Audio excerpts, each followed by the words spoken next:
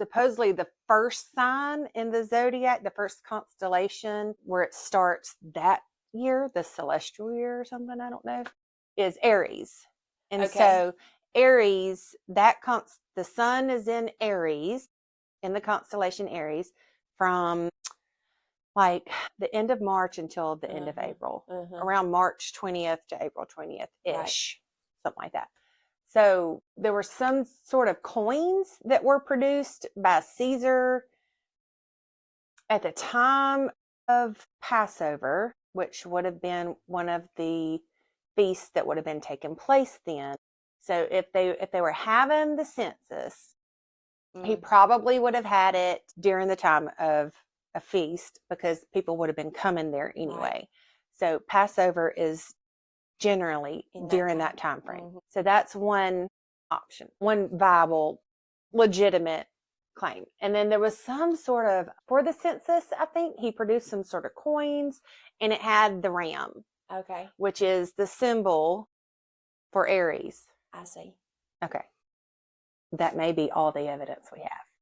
I don't know, but I know those are the things that I've heard and read and heard taught. And then the other, which I think is more plausible, is basically like September 11th, or like a certain time right around the Feast of Trumpets, which would be around the time of Rosh Hashanah. I think that's all the same thing. Feast of Trumpets, I know, lasts several days. Rosh Hashanah is one day. I think Rosh Hashanah happens during the Feast of Trumpets, but it is in the fall. It is in September. And oddly enough, it is under the constellation when the sun is in the constellation of Virgo. Okay. Which, represents the Virgin. Oh, I didn't know that. Right. And also, horoscopes are real unholy. And so growing up in a Pentecostal church, we didn't know nothing about Well, when you're using them to predict your life and to base your decisions on and to pick a mate, if you're like using it to consult that instead of the Lord who made the heavens and the earth, it goes back to then Genesis you're going, 6. and it goes back to Romans where you're worshiping creation. Right. Instead of the creator. Exactly. So while it's neat and it's cool and it has a lot of plausibility, and I mean, obviously